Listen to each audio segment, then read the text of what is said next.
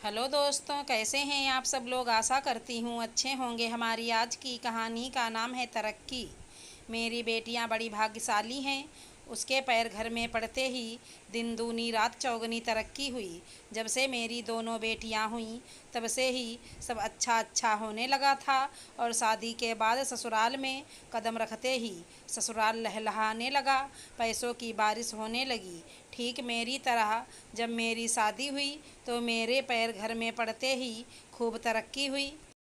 किराए के मकान से अपना दो दो मकान हुआ और दिन दूनी रात चौगुनी तरक्की हुई। पर हमारी बहू के कदम जब से इस घर में पड़े हैं तब से ऐसा कुछ नहीं हुआ, बल्कि उल्टा सब थमसा गया। मेरे बेटे का नसीब ही खराब था, जो ऐसी बदनसीब पत्नी मिली जिसके कदम रखते ही बिजनेस में भारी नुकसान हो गया। यहाँ तक कि बिजनेस बंद करना पड़ा। माया जी अपनी पड़ोसी कम सहेली पायल को सुना रही थी। सही कह रही हो माया, कुछ लोग होते ही हैं बदनसीब, जिनके पैर पड़ते ही सब कुछ खत्म हो जाता है। इसीलिए तो कहा जाता है पैर पैर की बात होती है। किसी के पैर पड़ते ही दिन दूनी रात चौगुनी तरक्की होती है, तो किसी के पैर पड़ते ही दुर्भाग्य शुरू हो जाता है। मुझे भी कुछ ऐसा ही लग रहा था कुछ महीनों से, पर कभी तुमसे पूछ नहीं पाई। मुझे तो आज भी याद है वो सब दिन, कि कैसे तेरे घर पर आए दिन उत्सव मनाया जाता था। तरह तरह के पकवान, नए नए सामान, नई नई साड़ियाँ, गहने जेवर से तेरा घर सजा रहता था, जिससे हमारे जैसे लोगों का भी घर चल जाता था। पायल आग में घी डालने में माहिर थी और अभी भी वहीं कर रही थी। अब क्या करें पायल, जब किस्मत में ही ऐसी बहू लिखी थी तो जिसके पैर पड़ते ही हमारे गरीबी के दिन शुरू हो गए। अब भगवान ही जाने और कितने रंग दिखाएगी इस बदनसीब के पैर। बहू को कोसते हुए माया जी कहती हैं।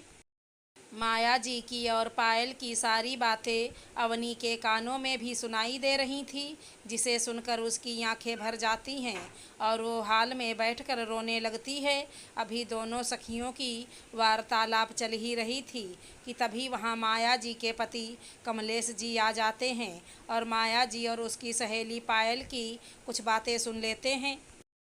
अपनी बहू की इस तरह की शिकायत बाहर वाले के सामने सुनकर कमलेश जी माया जी पर चिल्लाते हुए कहते हैं, प्रमोद की माँ, तुम्हें ये सब शोभा नहीं देता। मैंने कितनी बार कहा है कि अपनी जुबान पर लगाम रखो, पर जब तक अपनी बहू की बुराई नहीं कर लेती तब तक तुम्हें चैन नहीं मिलता। शर्म आनी चाहिए तुम्हें अपने घर की इज्जत को ऐसे उछालते हुए। तुम अभी के अभी अंदर चलो। फिर माया जी का हाथ खींचते हुए अंदर ले जाते हैं, जहां अवनी रो रही थी। बहू की आंखों में आंसू देखकर कमलेश जी माया जी को कहते हैं, बस यही देखना चाहती थी ना तुम, प्रमोद की माँ। अब तो कलेजे को ठंडक पहुंच गई होगी तुम्हें। कमलेश जी की आवाज़ सुनकर अवनी अपने आंसू पोंछते हुए वहां से जाने लगती है। तभी कमलेश जी कहते हैं, यहीं रुको बहू, मुझे कुछ बात कहनी है तुम दोनों से, और ख़ासकर तुम्हारी सासू माँ से। माया जी कमलेश जी का गुस्सा जानती थी। उन्हें जब गुस्सा आता था तो वो किसी की नहीं सुनते थे।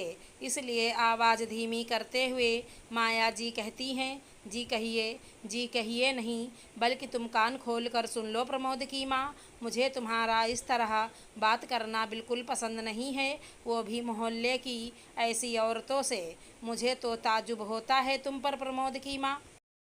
तुमसे ऐसी उम्मीद नहीं थी। अरे कोई कैसे किसी के भी सामने अपनी बहू की बेइज्जती इस हद तक कर सकता है। ऐसा कहते कहते कमलेश जी माया जी का हाथ पकड़कर अवनी के आगे खड़ा कर देते हैं और फिर कहते हैं, देखिए प्रमोद की माँ, ध्यान से देखिए, कहाँ लिखा है कि बहू बदकिस्मत है, या फिर हमारे आपके माथे पर कहीं लिखा है कि हम भाग्यशाली हैं। कहीं दिखा नहीं ना। फिर आप कैसे डिसाइड कर ली कि हमारी बहू बदनसीब है। अरे प्रमोद की माँ, हमारा अच्छा बुरा हमारे हाथ में नहीं होता, ये तो सब ऊपर वाले के हाथों में होता है। हम तो सिर्फ कर्म कर सकते हैं और वही कर्म हमारे भाग्य को अच्छा या बुरा बना सकता है।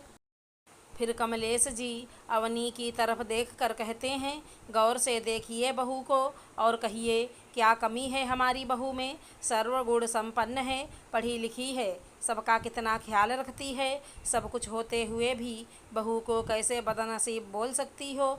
बल्कि तुम्हें तो बहू पर गर्व होना चाहिए कि तुम्हारी बहू तुम्हारे बेटे से कदम मिलाकर चलती है और इतना सुनने के बाद भी तुम्हारा कितना ख्याल रखती है।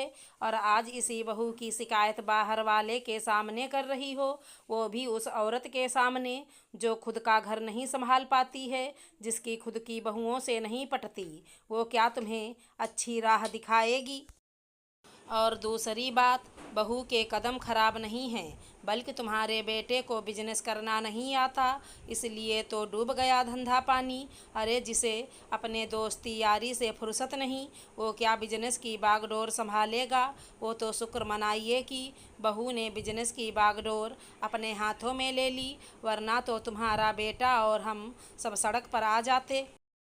काश प्रमोद की माँ तुम अपनी बहू को बेटी समझ पाती तो उसका दर्द तुम्हें ज़रूर दिखता और कभी उसे अभागन बदकिस्मत नहीं कहती, बल्कि गर्व होता अपनी बहू पर। मैं तो कहता हूँ कि तुम सच में भाग्यशाली हो प्रमोद की माँ, जो तुम्हें अवनी जैसी बहू मिली है, जिसने इस घर के साथ साथ तुम्हारे बेटे को भी संभाल रखा है।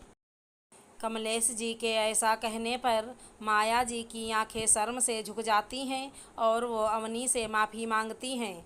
मैंने तुझे पहचानने में गलती कर दी बहू, मुझे माफ़ कर दे। फिर माया जी अवनी को गले लगा लेती हैं। अगर हमारी कहानी पसंद आई हो तो चैनल को लाइक शेयर सब्सक्राइब करें। धन्यवाद दोस्तों।